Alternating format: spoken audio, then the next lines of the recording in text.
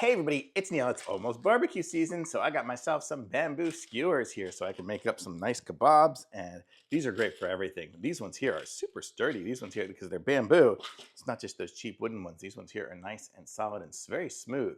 So if you're doing like fruit skewers, or sometimes you want to skewer the fruits into a pineapple, or if you're just going to use it for me, I will use it for like different meats and onions and things like that I want to stick on the barbecue. I can make up some little mini skewers with these ones here. These ones here aren't hugely long, but these are good for mine. And I can cook up a whole ton of these for appetizer kebabs or anything like that.